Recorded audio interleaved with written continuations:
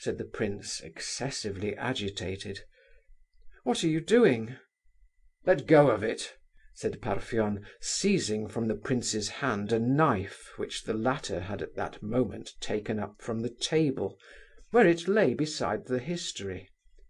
Parfen replaced it where it had been. "I seemed to know it, I felt it, when I was coming back to Petersburg," continued the prince. "I did not want to come, I wished to forget all this, to uproot it from my memory altogether. Well, good-bye. What is the matter?" He had absently taken up the knife a second time, and again Rogojin snatched it from his hand and threw it down on the table. It was a plain-looking knife with a bone handle, a blade about 8 inches long, and broad in proportion. It did not clasp. Seeing that the prince was considerably struck by the fact that he had twice seized this knife out of his hand, Rogojin caught it up with some irritation, put it inside the book, and threw the latter across to another table. "Do you cut your pages with it, or what?" asked Muishkin, still rather absently, as though unable to throw off a deep preoccupation into which the conversation had thrown him. "Yes." "It's a garden knife, isn't it?"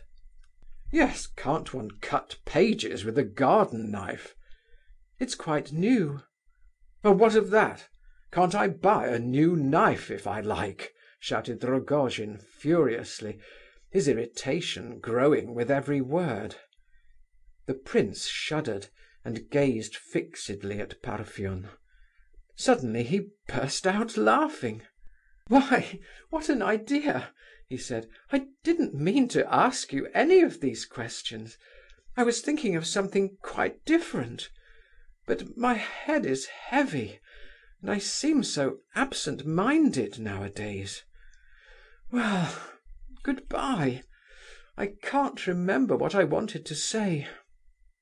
Good-bye." "Not that way," said Rogojin. "There, I've forgotten that too." "This way. Come along, I'll show you." End of Part 2, Chapter 3. Recording by Martin Geeson in Hazelmere, Surrey.